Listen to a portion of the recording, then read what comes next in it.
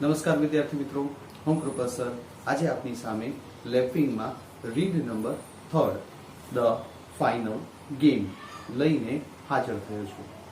આપ જાણો છો તે પ્રમાણે લેપિંગની અંદર ટોટલ આપણા 1 થી 23 લેસનમાંથી રીડમાંથી આપણે એક્ઝેક્ટલી 1 થી 15 જે પણ રીડ છે તેને આપણે ક્લિયર કરવાના છે. તેને એક ભાગ સ્વરૂપે આજે આપણે ત્રીજું રીડ ક્લિયર કરવાનો પ્રયત્ન કરીશું. ઓકે, ફાઇનલ ગેમ, અંતિમ રમત. અંતિમ રમત એ શું છે? લેસનનું કન્ટેન્ટનું જે ટાઇટલ આપવામાં આવેલું છે એનું ટાઇટલ છે ફાઇનલ ગેમ. પણ જિંદગીની અંદર ઘણી વખત આપણે તમારે કે મારે કે કોઈ પણ વ્યક્તિએ સ્પેસિફિકલી અંતિમ રમત રમવી પડતી હોય છે. એ રમત કયા પ્રકારની હોય છે?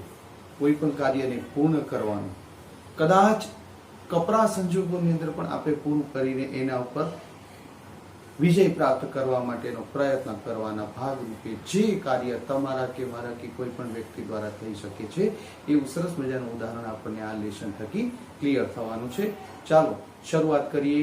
ફાઇનલ ગેમ બહુ સરસ મજાની એક કહાની સ્વરૂપમાં આપણને આપેલું છે. એક પ્રેરણાદાયક આપણને આ લેસન જોવા મળવાનું છે, સમજવા મળવાનું છે.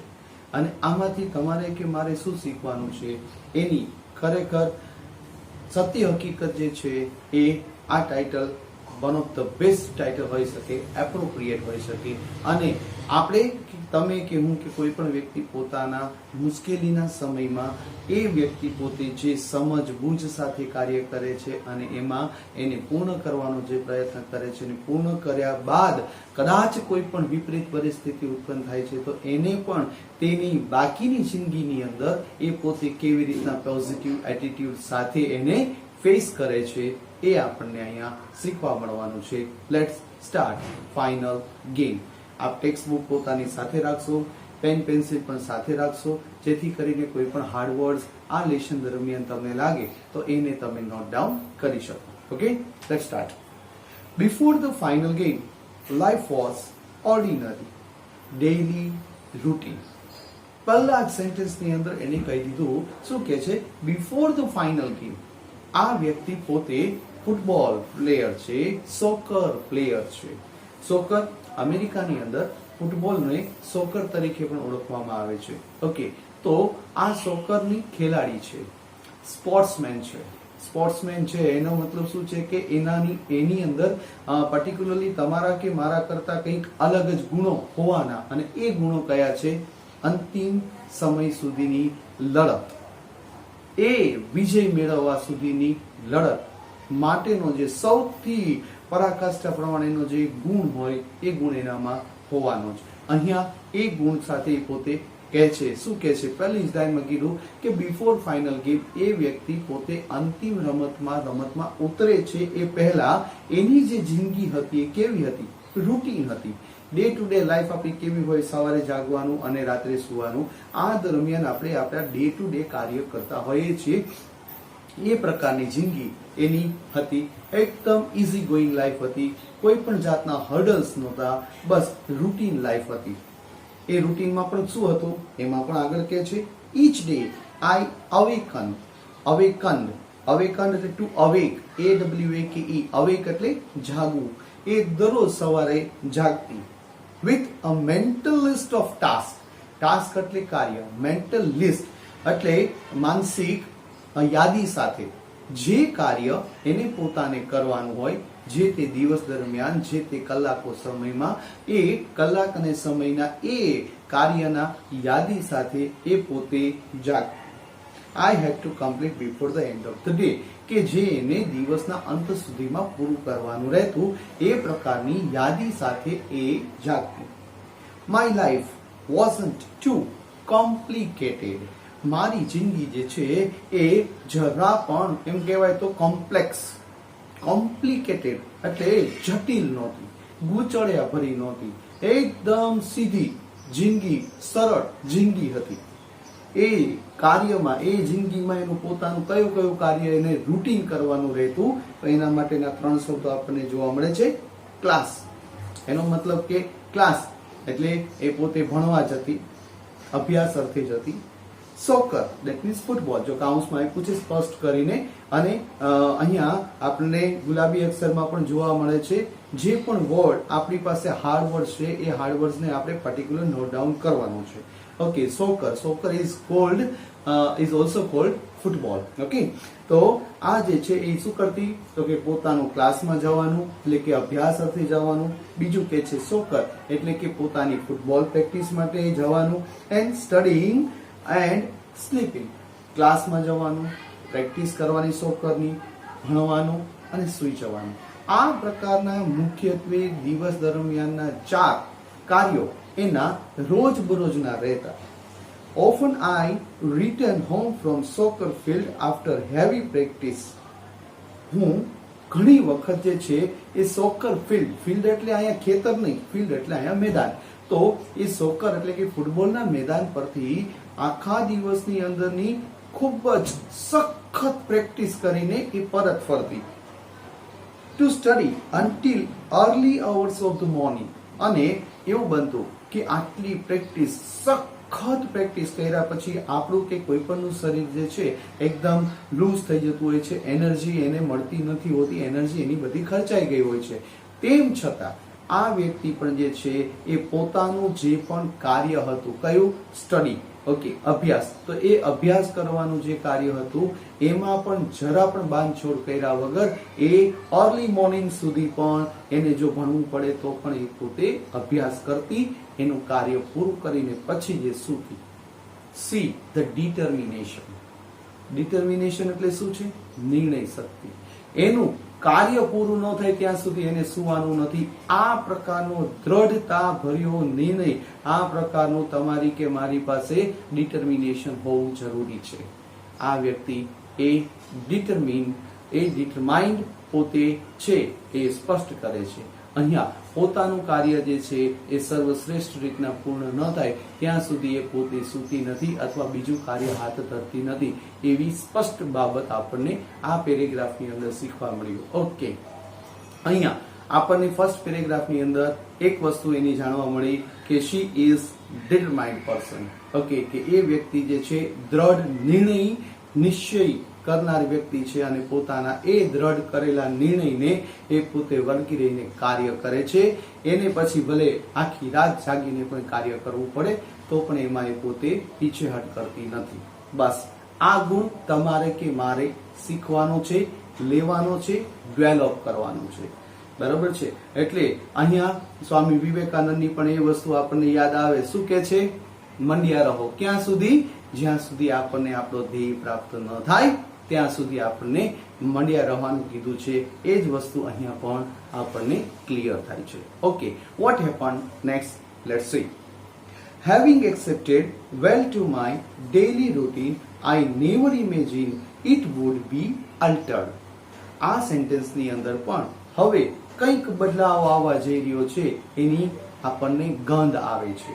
એ વસ્તુ આપણને સમજાય છે. શું કે છે? Having accepted well to my daily routine. Having plus V3 કયો ટોપિક થયો? Exactly participle. અને એમાં પણ કયું પાર્ટિસિપલ?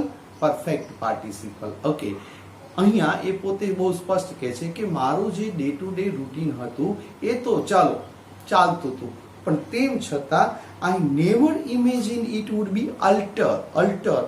એટલે શું છે? એ બદલાઈ જશે, એમાં કોઈ પણ જાતની બદલાવ આવશે એવું મેં ક્યારે પણ વિચાર્યું નહોતું. ઓકે, તમારું કે મારું કે કોઈ પણ વ્યક્તિનું રૂટીન લાઈફ છે, એ રૂટીન લાઈફની અંદર પણ આમ કહેવાય ને કે ડ્રાસ્ટિક ચેન્જ આવશે એવું તમે કે મેં ક્યારેય વિચાર્યું નથી હોતું, અને તેમ છતાં કોઈ પણ પ્રકારની પરિસ્થિતિ એવી ક્રિએટ થાય તો તમારે કે મારે એને ફેસ કરવી જ રહી, એવી સમજ પણ આપણને અહીંયા ક્લિયર થાય છે. What happen? Let's see. However, my life changed the day on the final game. However, કયો topic? although, even though, even if, however, as. એટલે કયું થયું? Adverb clause of contrast. Okay, આ બધી સમજ આપણે ધ્યાનમાં રાખવાની છે. ઓકે, શું કે છે? However, તેમ છતાં my life changed the day on the final game. Okay, અને એ અંતિમ ગેમ એટલે કે જે ટુર્નામેન્ટ હોય કે કોઈ પણ હોય એની અંતિમ ગેમ એની હતી, છેલ્લી રમત હતી, એટલે કે ફાઇનલ ગેમ હતી, એમ કહેવાય કે ફાઇનલ અંતિમ, હવે પછી જે છે એ ટુર્નામેન્ટ પૂરી થવાની હોય એવી રીતના એ ફાઇનલ ગેમ હતી. એ ગેમની અંદર એની જિંદગી ટોટલ બદલાઈ જાય છે. કઈ રીતના? C, it was the last game of the tournament. See, tournament હતી આખી. એ ટુર્નામેન્ટની અંદરની જે પણ આપણી પહેલાની જે પણ બધી મેચો હતી એ બધી મેચોમાં જીત મેળવીને ક્વાર્ટર ફાઇનલ અને સેમીફાઇનલ અને પછી જે છે એ ફાઇનલની અંદર આ ટીમ એટલે કે આ વ્યક્તિની પોતાની જે ટીમ છે એમાં એ વ્યક્તિ પહોંચે છે. ઓકે, અહીંયા ટુર્નામેન્ટની એની અંતિમ રમત હતી. And winner would achieve the championship. અને અહીંયા આ જે બે એ અને બી જે પણ ટીમ હોય એ ટીમમાંથી કોઈ પણ ટીમ જીતે એ વ્યક્તિ ચેમ્પિયનશિપનો ખિતાબ મેળવશે એવું સ્પષ્ટ હતું. My team had been under vigorous. What is the meaning of vigorous? Tough, agree, સખત, અતિશય, કહેવાય ને કે પરસેવો પાડી દે તેવી સખત મહેનત કરતી હતી. Physical training for the past 4 years in the anticipation of this day. See, anticipation of this day. ધારણા કરવી. Anticipation એટલે શું છે? ધારણા કરવી. અહીંયા તમે કે હું કોઈ પણ એવા દિવસની ધારણા કરીને આપણે એ બાબતની આપણે સખત પ્રેક્ટિસ પહેલી જ ક્ષણથી કરતા હોઈએ કે આજથી 4 વર્ષ પછી દર 4 વર્ષે દાખલા તરીકે ટુર્નામેન્ટનું આયોજન થતું હોય, એ ટુર્નામેન્ટ માટે તમારી ટીમ સખત મહેનત કરતી હોય પહેલા જ દિવસથી, અને એ દિવસની એ સમય તમારી પાસે આવે તો સારું. એ સમજ આપણને ખરેખર શબ્દોમાં બયાન કરવું અઘરું છે, પણ આ વ્યક્તિ પણ બહુ સ્પષ્ટપણે કહે છે કે એ ટીમ મેમ્બર્સ હતા. એ ટીમ મેમ્બર્સ બધા જ 4 વર્ષથી સખત ફિઝિકલ ટ્રેનિંગ પણ આ ટ્રેનિંગ લેતા હતા. એની માટેની પૂરેપૂરી એમને તૈયારી કરી રાખેલી. But emotionally we were ready as well. Emotionally આ શબ્દ પણ એક ખાસ સમજવા જેવો છે. ઉદાહરણ તમને આપું. ભારત પાકિસ્તાનની મેચ હોય ત્યારે કદાચ એ બે ટીમના જે પણ કેપ્ટન હોય એ કેપ્ટનને જો પૂછવામાં આવે કે આપની મેચની અગાઉની રાત્રિ કેવી રીતના પસાર થઈ તો આપણને આનો જવાબ મળી શકે. એ વસ્તુ અહીંયા આપણને ધ્યાનમાં રાખવાની છે. શું કીધું એમને? બહુ સ્પષ્ટ કીધું, emotionally we were ready as વેલ. એટલે અમે બસ માનસિક અને શારીરિક બંને તૈયારી હોવી જરૂરી છે. તૈયારી માનસિક શેની? જીત અથવા હારની. આ બેમાંથી એક જ વસ્તુ બનવાની છે. It's a game. કોઈની જીત થવાની છે તો કોઈની હાર થવાની છે. Okay, life is also a game.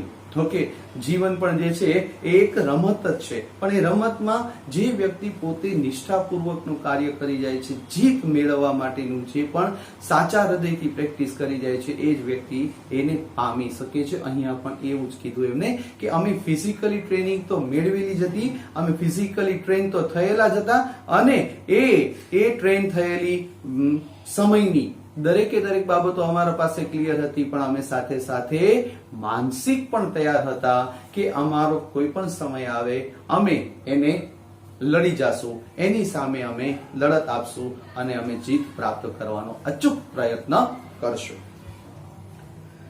આગળ કે છે આઈ વોઝ રેડી. હું તૈયાર હતી.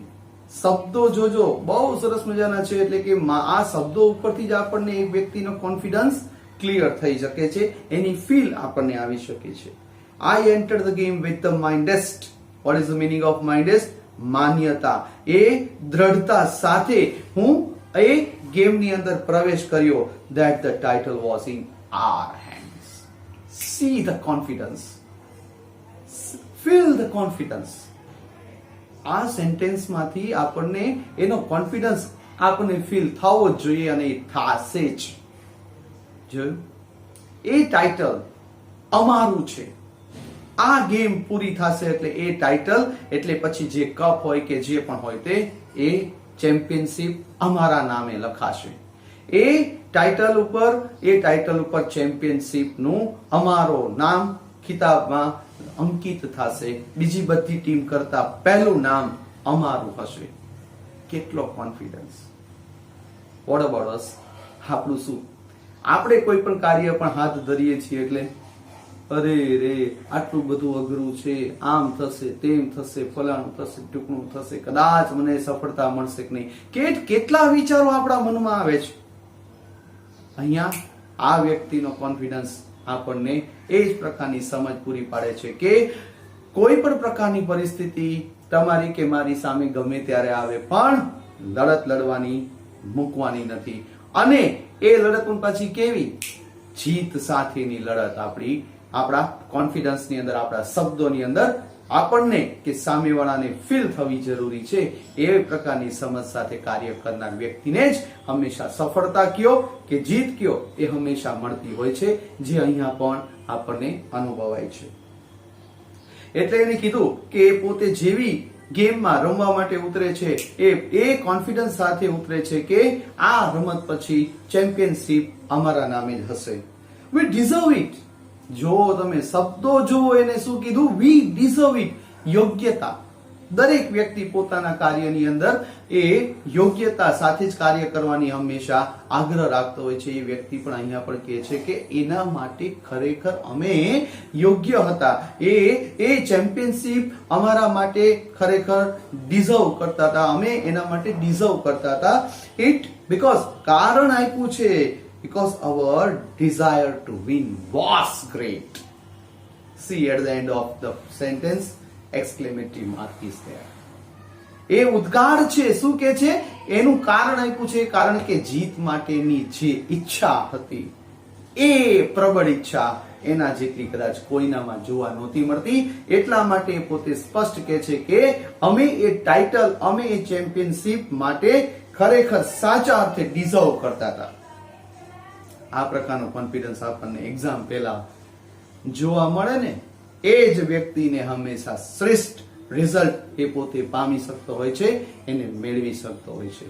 તો આ પ્રકારનો કોન્ફિડન્સ, આ પ્રકારનું લેવલ આપણે આવનારા એક્ઝામ પહેલા આપણામાં આવી જાય એવી સખત અને સતત મહેનત તમારે કે મારે કરતું રહેવાનું છે. અને એમાં તમારે કે મારે જે પણ મુશ્કેલી કે હર્ડલ્સ આવે છે એને આપણે પાર કરવા કોન્ફિડન્સ સાથે, એ જ આપણું કર્મ અને ધર્મ છે. Next, before starting next paragraph, a question is there.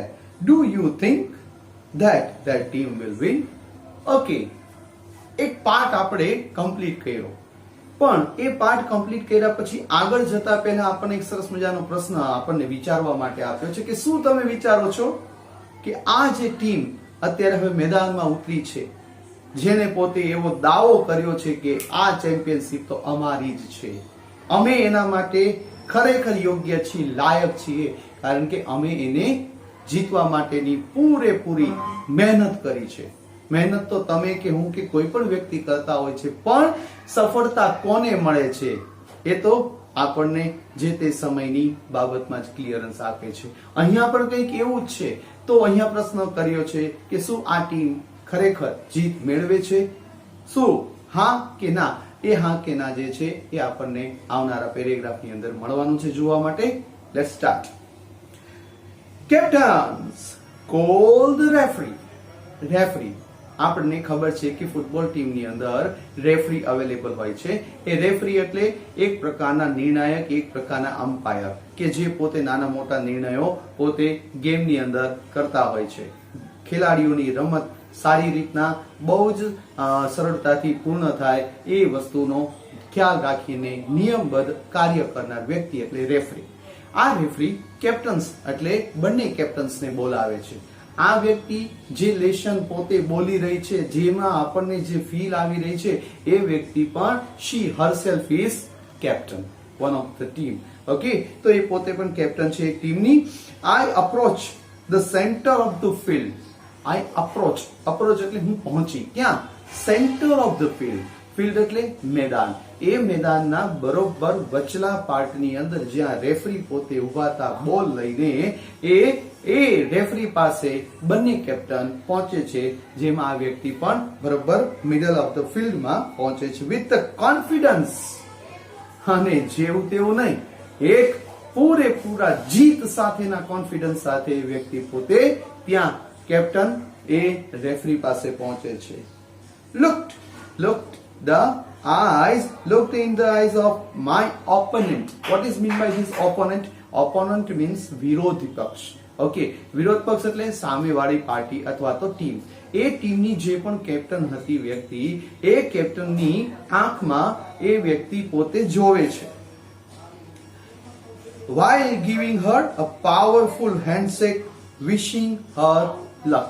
અને એ વ્યક્તિ કોન્ફિડન્સ સાથે એ વ્યક્તિ પોતે હેન્ડશેક કરતા સામેની વાળા ટીમના કેપ્ટનને હેન્ડશેક કરે. પાવરફુલ હેન્ડશેક કીધો છે શબ્દમાં, પણ તમે એની ફીલ અનુભવી શકશો કે એકદમ જીત સાથેના કોન્ફિડન્સ સાથે એ પોતે જાણે કે એ મેદાનમાં ઉતરી હોય એ વ્યક્તિની એ સમજ સાથે એ સામેવાળી વ્યક્તિ સાથે હેન્ડશેક કરે છે અને એમને પોતાની રમત સારી રીતના રમી શકે એ માટે પણ અભિનંદન પાઠવે છે.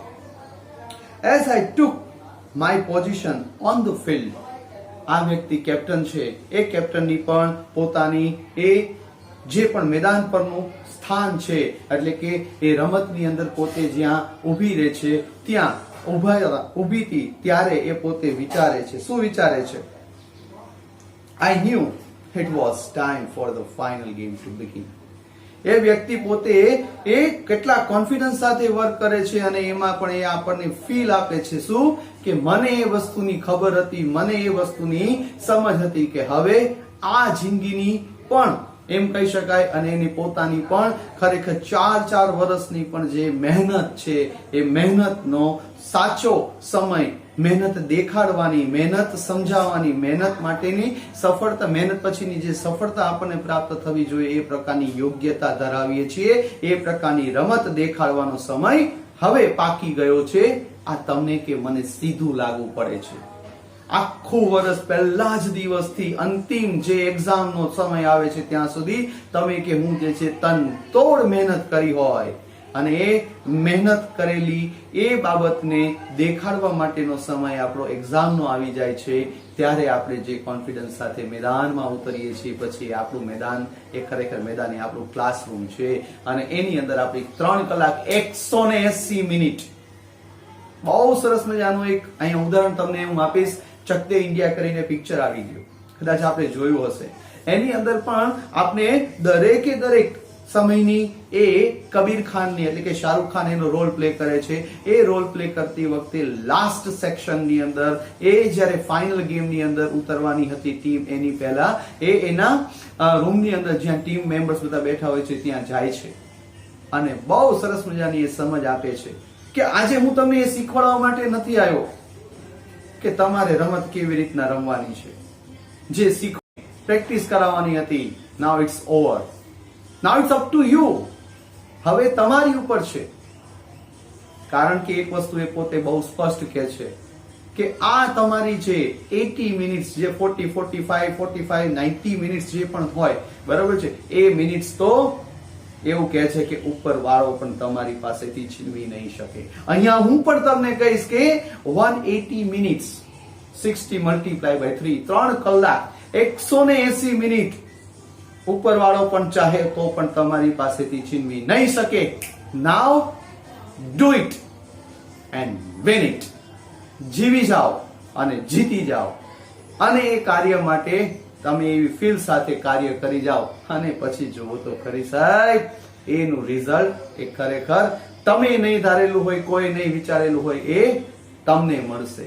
બસ એ કોન્ફિડન્સ સાથે કામ કરો. અહીંયા એવી જ કોન્ફિડન્સની વાત કરી છે અને એ વ્યક્તિ પોતે કહે છે કે મેં પણ ફાઇનલ ગેમની શરૂઆત થઈ છે એની આપણી સમજ મનમાં ક્લિયર કરી લીધી. આઈ ટુક અ ડીપ બ્રીથ.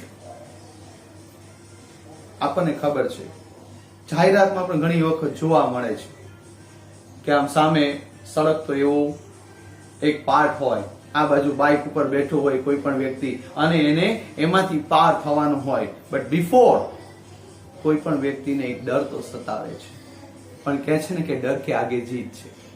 ડરની આગળ જીત છે. બસ કામ કરવાનું છે.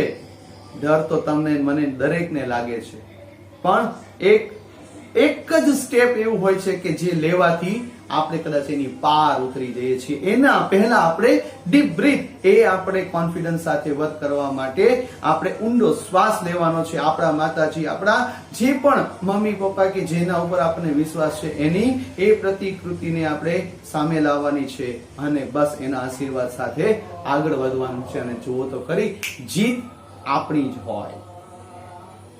I took deep breath and reassure myself that I would give this game best of my abilities. અને એ વ્યક્તિ પોતે ઊંડો શ્વાસ લે છે, આંખ બંધ કરીને, પણ પોતે વિચારે છે. શું વિચારે છે? કે આ રમતને, આ જે અંતિમ રમત છે એ રમતને હું મારી જે ક્ષમતા છે, બરોબર છે, મારી જે સર્વશ્રેષ્ઠ ક્ષમતા છે એ ક્ષમતા પ્રમાણેની, મેં યોગ્યતા પ્રમાણેની, આવડત પ્રમાણેની, ખૂબી પ્રમાણેની જે પણ મેં કાર્ય કર્યું છે, આટલો સમય મેં આપ્યું છે આ દિવસ માટેની, આ જીત માટેની, મેળવવા માટેની સમજ ક્લિયર મેં રાખી છે, એના માટે હું મારું સર્વશ્રેષ્ઠ આપીશ.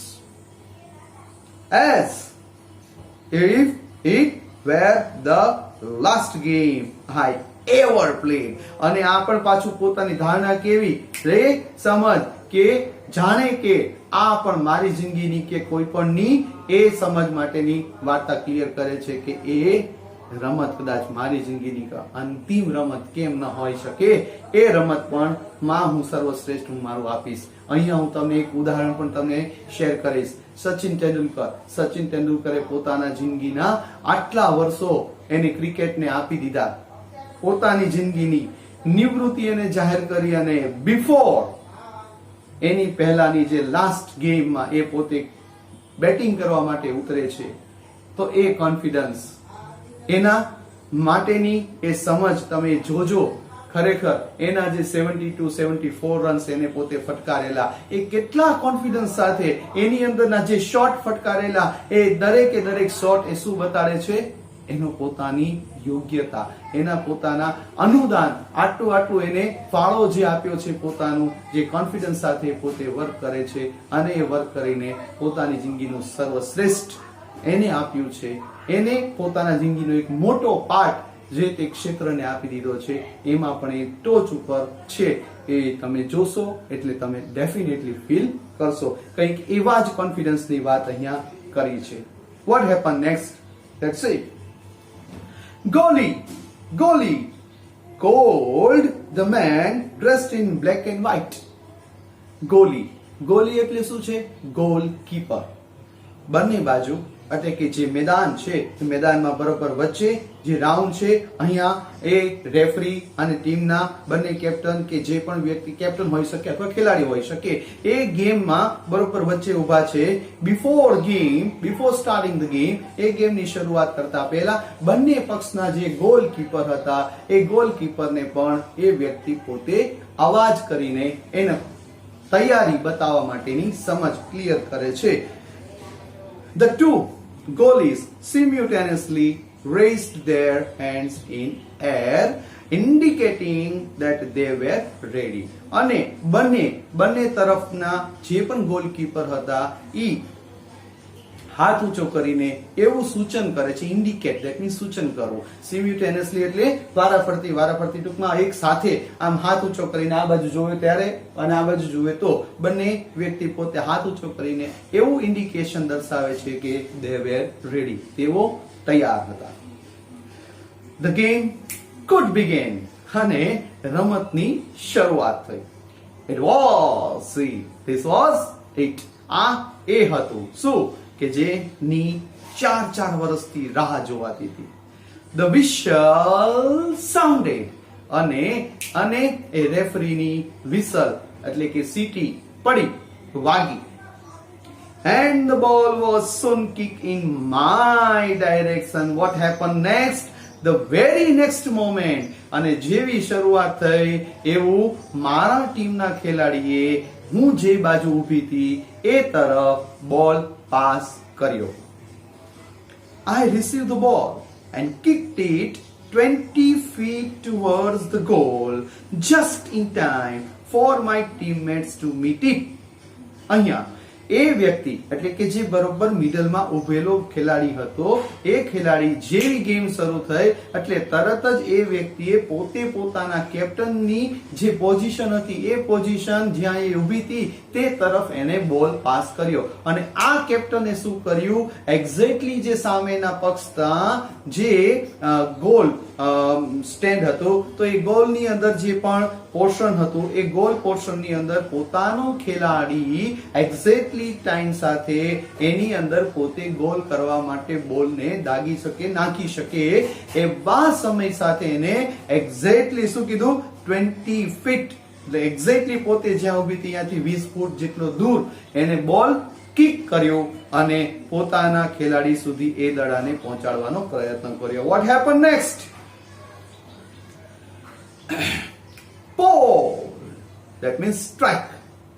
અને જોયું, સાચા અર્થે જે પણ વ્યક્તિ પોતે કાર્ય કરેલું હોય છે એનો જવાબ અહીંયા એને મળી જ ગયો. પહેલા જ પ્રયત્નના ભાગરૂપે એ વ્યક્તિ થકી જે પણ કાર્ય કરવાનું હતું એ થયું અને ગોલ થઈ ગયો.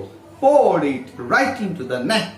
અને જે 20 ફૂટ દૂર પોતાના ટીમનો જે ખેલાડી હતી એ ખેલાડી સુધી એ બોલને પહોંચતો કર્યો અને એ ખેલાડી પણ પોતે રહે ન ચૂકતા, એ વ્યક્તિ પણ પોતે જે છે એ તૈયાર હતી એ ગોલ કરવા માટે, એ દડાને નેટની અંદર પુટ અપ કરવા માટે તૈયાર હતી અને એ જ કાર્ય એને કરી બતાડ્યું અને પહેલો ગોલ આમના થકી થયો સામેની ટીમ પર.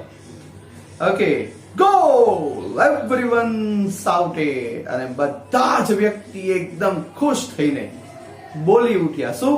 ગોલ! અને આ જે છે ખુશી, કદાચ આપને આઈડિયા હશે કે નહીં મને ખબર નથી, પણ ફૂટબોલ જે છે એ દુનિયાની અંદર સૌથી એની પરાકાષ્ઠાએ એના જે પણ પ્રેક્ષકો હોય છે એ પ્રેક્ષકો પોતે કાર્ય કરતા તમે કદાચ જોશો. કદાચ ઇવન જેમ ક્રિકેટને અંદર પણ જે પરાકાષ્ઠા જે પ્રેક્ષકોની અંદર જોવા મળે છે એના કરતા પણ અનેક ગણી પરાકાષ્ઠા જે છે એ ખુશી જે છે, એક્સાઇટમેન્ટ જે છે, ઉત્સાહ, ઉમંગ, બરાબર છે, એ ફૂટબોલના પ્રેક્ષકોમાં જોવા મળતી હોય છે. અહીંયા પણ એ જ વસ્તુ તમને જોવા મળે છે, અનુભવાય છે કે બધા જ પ્રેક્ષકો જે છે એ એક સાથે પોતે બોલી ઉઠે છે goal. The game had started out well. જોયું, શરૂઆત સારી તો અંત સારો.